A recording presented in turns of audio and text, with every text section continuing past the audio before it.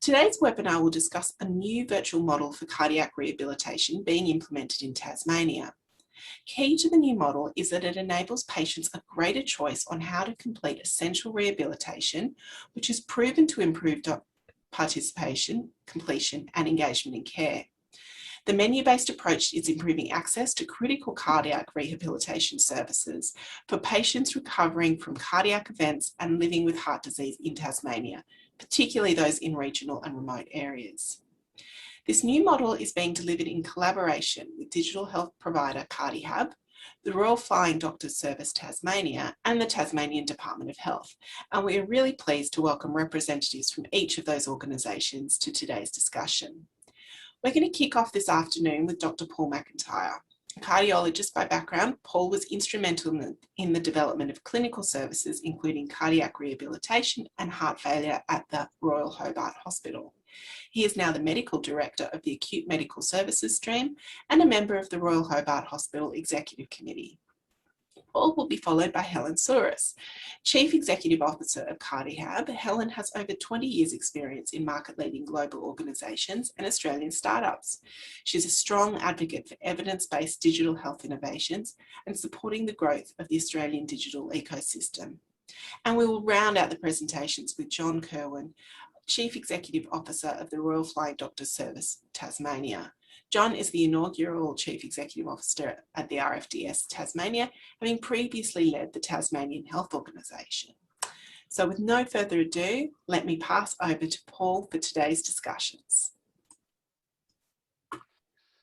Thank you very much, Lisa, for that introduction. My name is Dr. Paul McIntyre. I'm now based at the Royal Hobart Hospital as a cardiologist and Director of the Acute Medical Services Stream. However, in a former life, in Scotland, I was the lead clinician for coronary heart disease, and I had a very active interest in cardiac rehabilitation. I was one of the lead clinicians in a project called Have a Heart Paisley, which successfully pioneered menu-based cardiac rehabilitation. I'm very excited about this new era of digital solutions for cardiac rehabilitation because I feel that we can access a greater number of people with a new digital platform. Next slide, please. So this shows you the significant advancements in cardiac care over time. And I found this slide very interesting, taking us from bypass surgery through to treatment for heart failure to left ventricular assist devices. And cardiac rehabilitation comes into that somewhere along the line, but probably not prominently enough. Next slide, please. So prevention is a top priority for the Australian Heart and Stroke Coalition. Their first priority is to prevent heart attack and stroke, which is always a good idea.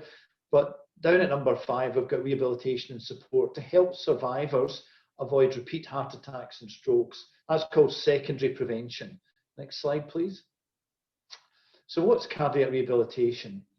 I see it as a vehicle to deliver second prevention interventions to stop patients getting further coronary events. It's really a model of care that involves, as we know, lifestyle modification. So smoking cessation, increased physical activity levels, promotion of healthy eating. And we know that these individual interventions work. They're packaged up in this model of care that we call cardiac rehabilitation. We look at psychosocial issues in terms of stress and particularly return to work for those who are of a working age.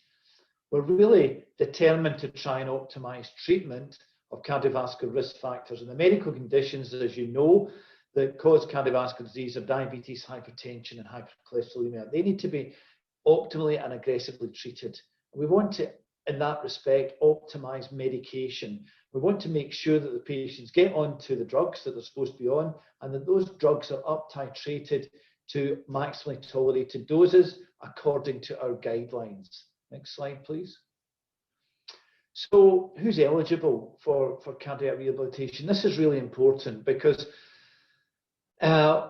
patients who are admitted to hospital with a step change in their cardiac condition are the top of the iceberg. Those are the key groups that we need to get to. And we recognise them as those who have an acute coronary syndrome, those who have been revascularised by percutaneous coronary intervention or by coronary artery bypass grafting. But there's also a group of patients who we know have got coronary artery disease come in with episodes of cardiac sounding chest pain. And we know that there are patients with coronary heart disease and heart failure. That makes up this group who come into hospital with a step change in their cardiac condition. And the reason that they're really important is that they are potentially receptive to behaviour change within a cardiac rehabilitation programme. And they should all see cardiac rehabilitation staff. The problem that we face with that group is that we will constantly complain that we're not resourced to see all of that patient group. So we then look at those who've had a definite myocardial infarction, those who've had a bypass, not necessarily those who've had coronary percutaneous intervention.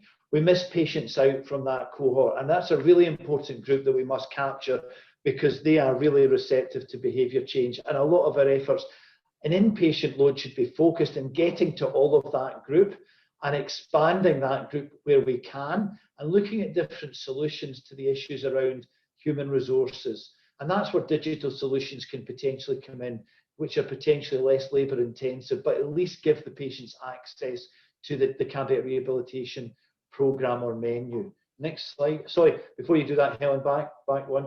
There's another group of patients who we cite as would benefit from cardiac rehab. Heart failure patients, adult congenital heart disease, valve replacement, etc. Those are the patients that we should get to after we've dealt with the patients who have got definite coronary disease. And it would be fantastic if we could expand our programmes to include these patients who are included in some programmes around the world. Next slide, please. The other group that are really important are those who we know have got coronary heart disease in a chronic, stable manner and living in the community and seeing the GP and not necessarily coming into hospital or attending hospital outpatient clinics. They've had a previous acute coronary syndrome, they're suffering from stable angina, previous revascularization, but they're not actively engaged in the programme, and their previous modification of lifestyle has relapsed. They're back to their old ways, they've started smoking again, they're not eating healthily, and they're not exercising on a regular basis. They would also benefit enormously from re-engagement with cardiac rehabilitation. And again, digital platform gives us some solutions to that group who are also eligible, in my opinion.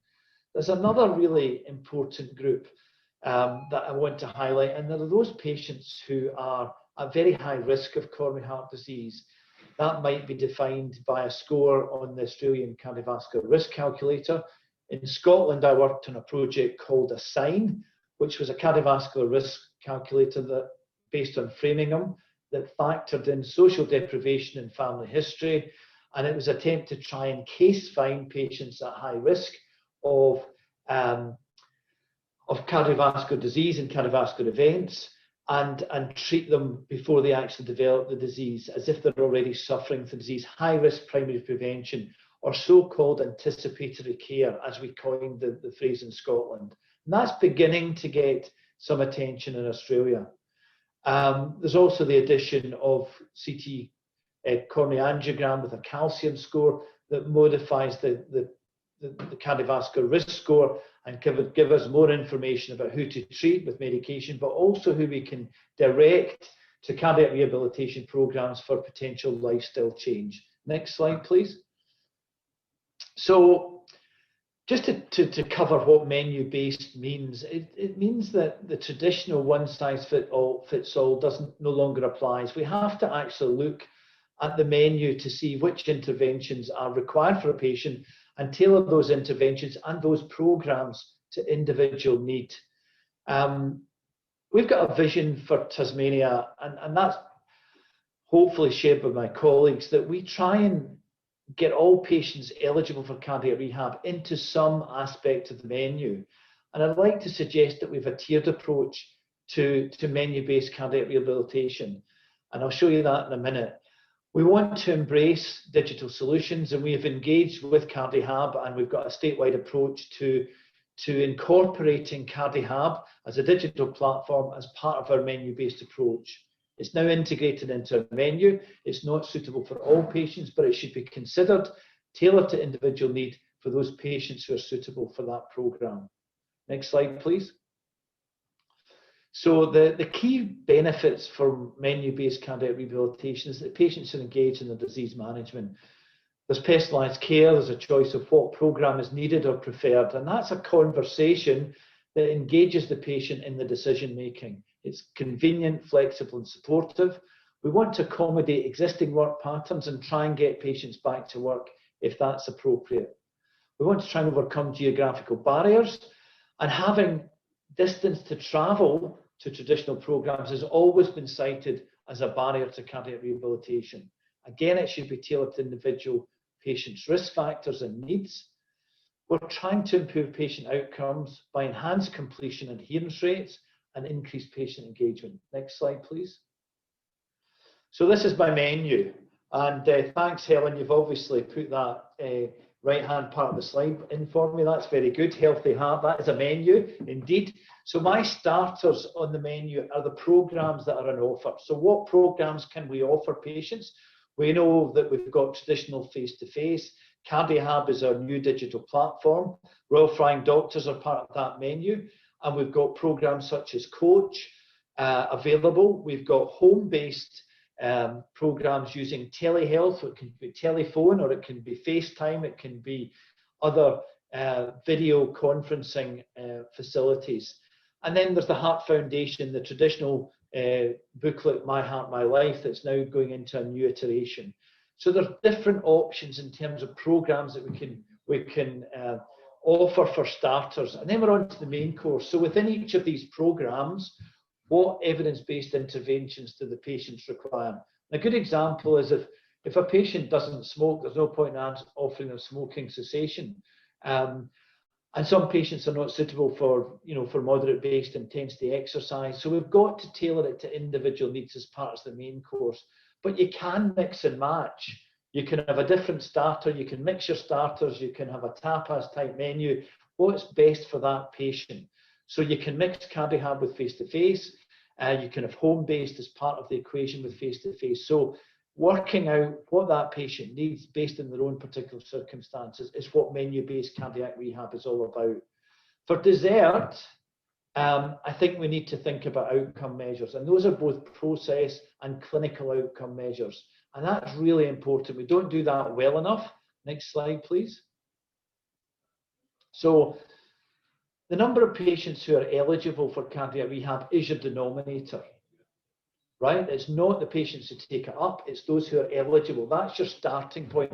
Who should be getting cardiac rehab, not who gets it.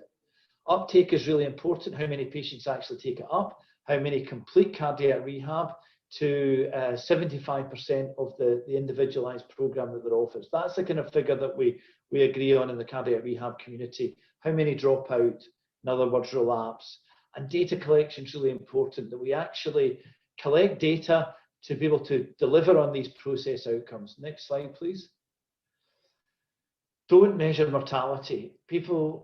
Clinicians are obsessed with measuring mortality. We know that cardiac rehab is a package of care, a model of care that delivers evidence-based interventions that affect mortality. We don't need to measure mortality into those who get cardiac rehab or those who don't, but we definitely do need to measure hospital readmission. We've got a series of evidence-based interventions around smoking cessation, physical activity, healthy eating, quality of life. That's really important. Does it improve quality of life? Of course it does, and that's something we should measure. And can we actually prove that the patients are well managed in terms of their cardiovascular medical conditions, and are they on the right medication? And that's reference to previous studies that showed that we don't do that well enough in terms of the ASPIRE and the EuroAspire study. Next slide, please, Helen. I'm almost finished. These are the Australian quality outcome indicators for cardiac rehab, and we have to align to these outcomes. They are not necessarily clinical outcome measures. They're more a measure of process. Have we actually done the assessments? Some of them are outcome indicators, but not all of them. Next slide.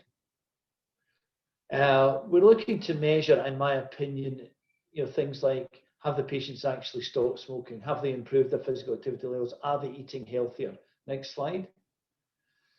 And this is the European Association of Preventive Cardiology, who are now embracing cardiac rehabilitation as the most cost-effective intervention. It's the most cost-effective intervention compared to our high-tech interventions that will ensure favourable outcomes and reduce cardiovascular mortality morbidity and improve quality of life. Next.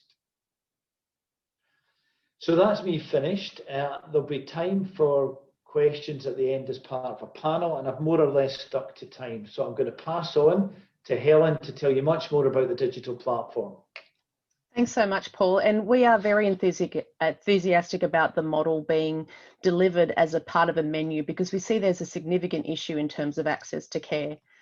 And I think at Cardihab, we really recognise that if we keep doing what we've always done, we'll keep getting the same results. And whilst that's fabulous for those centres of excellence that have magnificent facilities, great programs of care and referral pathways, what we are seeing is that's not the case for the majority of Australians and the majority of people around the world.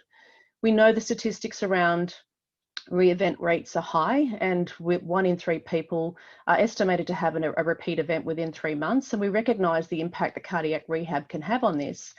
And yet 80% of patients don't get access to cardiac rehabilitation for many of the barriers that Paul's mentioned, but also for others as well.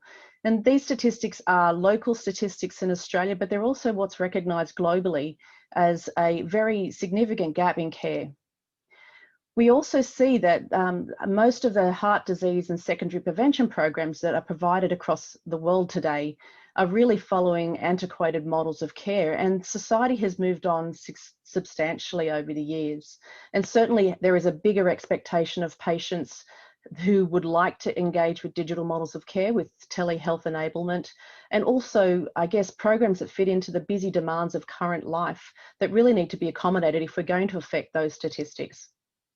There's a call to action for innovative models of care, and home-based cardiac rehabilitation has been suggested as being one way to improve on the 80% gap in care, for particularly those patients who are low to moderate risk with cardiovascular disease and those who are unable to visit centre-based programs. This is from the American Heart Association and College of Cardiology.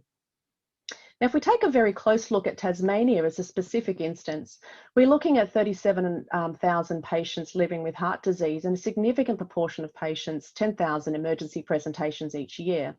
And based on an assessment from BioIntellect, we can see the estimated number of patients participating in cardiac rehabilitation in Tasmania is significantly less than what it should be.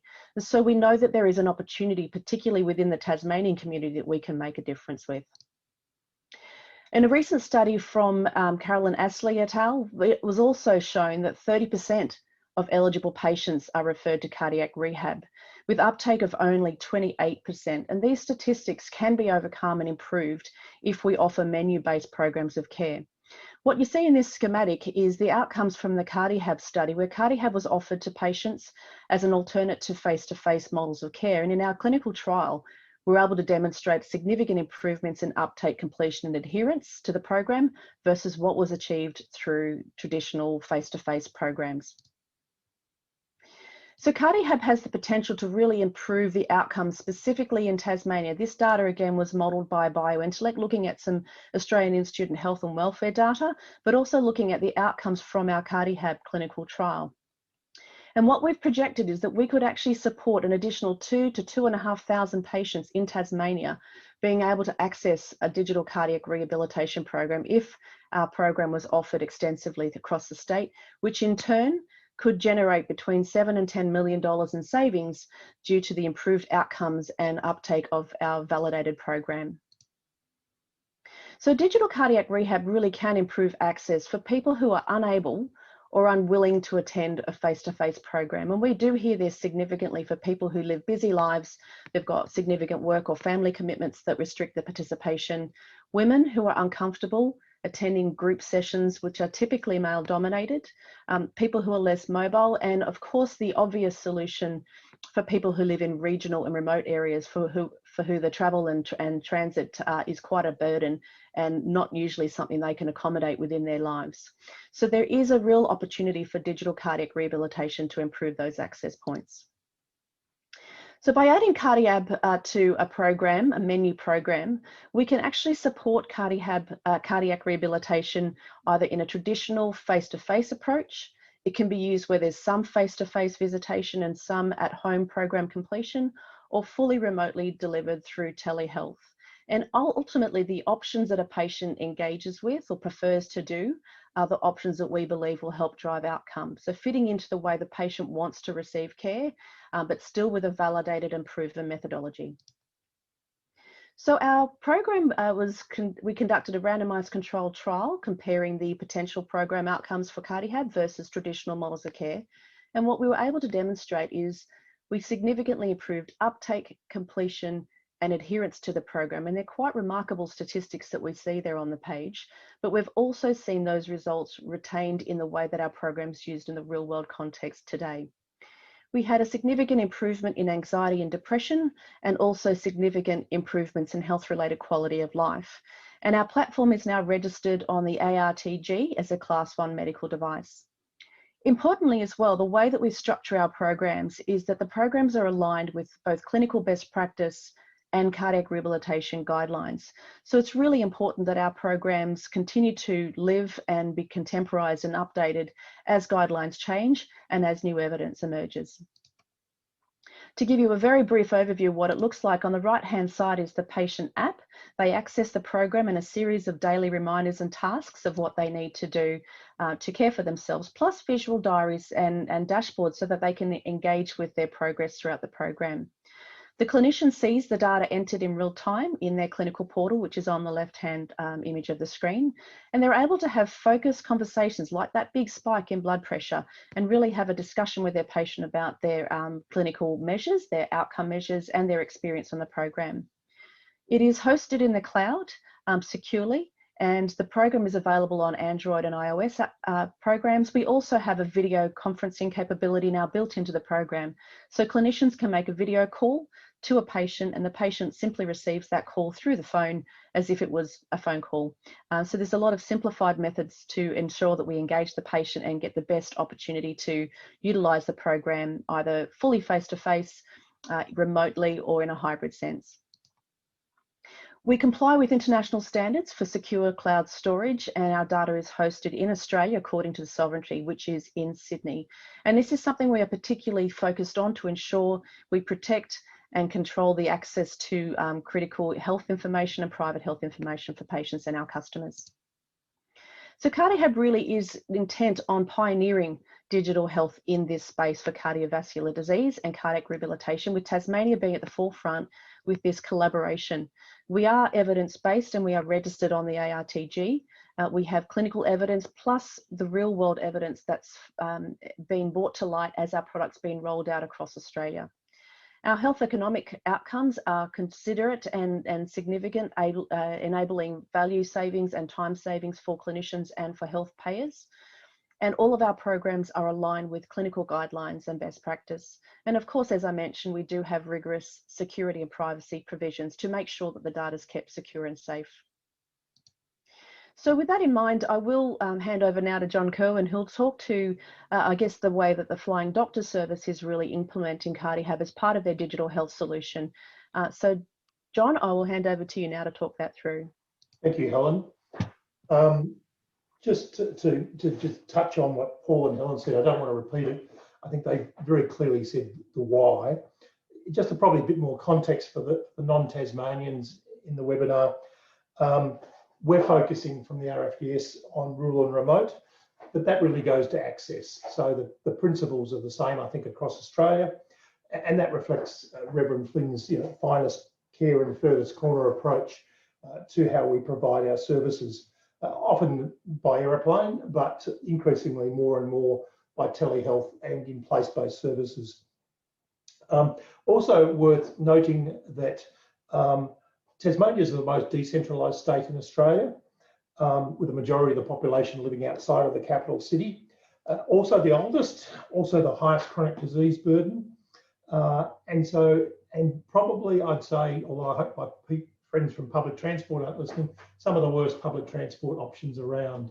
So some really interesting challenges for all of our programs, and that is an issue. Also, we've only got 500,000 people, so the reality is that we can't provide some of the services in all of the places that you'd find in some of the larger regional centres. One, because they're not there, as in large regional centres, and two is the services are restricted often to some of the larger hospitals. So we have to be clever how we provide services. And our original primary care mover program, which was in the north of the island, worked very closely with the Launceston General Hospital and the clinical staff there. And the referral pathways we developed allowed us to move into this area very comfortably and well.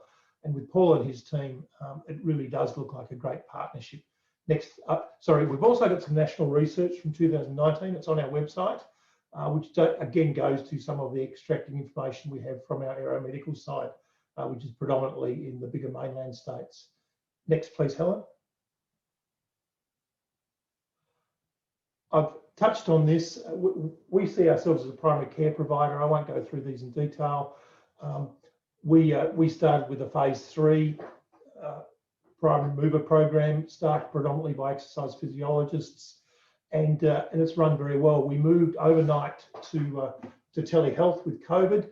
We were fortunate our medical record system was digital, and we had some other tools. And in fact, the compliance rates actually went up because people are all at home. So that worked well. Next, please, Helen. Our primary care program in this area is a chronic disease program funded by Primary Health Tasmania, which is one of the primary health networks. Tasmania is fortunate only having one primary health network for the whole of Tasmania and only one Tasmanian Health Service and obviously one department. So it makes it easier to work with, again, in only 500,000 people. Again, we like the approach that outlined very much by Paul as the options, and we have found increasingly, particularly with the comorbidities and particularly working with our mental health staff, that we're dealing with physical and mental health in these areas all at the same time. The ability to now have the one program working across state government and not-for-profit sector, which is us in this area, from the acute sector to the primary care sector and the rehabilitation areas, is critical, particularly for quality, as people will say. And I don't want to tell people how to suck eggs, but having the same systems, having the same understanding, and having therefore the same protocols for transfers and people in and out of the system is great. Next, please, Helen. I won't touch on these. We've gone to those figures before. I think Paul and Helen have spoken to that well. Next, please, Helen. Our original Prime Mover program was only a 10-week program.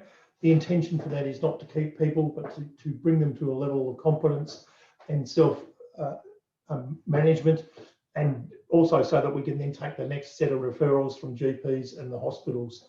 Cardihab allows this to be a 12-month program and really takes us into a far higher level and far better system of servicing across Tasmania. Recently, we've just done some filming with our staff in Cardihab. So the instruction videos are being integrated into the program, and we're happy to share those through Cardihab. Next, please, Helen. This is what interests me as a former health department bureaucrat. You know, how do we know we're making a difference? And Paul touched on this well, as did Helen. But there's a whole range of areas. Increasingly enough, we found in some of our early evaluation, travelling time and cost was significant. People just finding time away from work. We have a low socioeconomic state generally, high dependence on social security payments. And so the ability to travel into town, to take time off. A lot of our agricultural industry is labour intensive, such as dairy farming. You don't have the ability to simply duck out. We have some issues with GPs and emergency departments, as everyone does. And so the other one that's come through quite clearly, and it's already been touched on, is that issue of stress and anxiety. And again, in an area where we have, unfortunately, low degrees of functional literacy and low degrees of health literacy, the ability to actually provide a program that's reassuring and so that people understand where they're travelling on that trajectory, which outlined by Paul, I think is absolutely critical. Next, please, Helen. I'll just finish here on a case study before we go to Q&A. This is an actual patient, although not actually his picture, I don't think. It's one of our other patient pictures. But this is a person who is now under the Cardihab program, and it was identified early by Chris, one of our physical health workers. And you can see that he is being managed under it. He's waiting for a lung transplant. And next one, please, Helen. And so this has been a good process, and we hope once he has his transplant, a good outcome for everyone. But I think it's important to just put a personal face to what we're actually putting all those stats and figures together.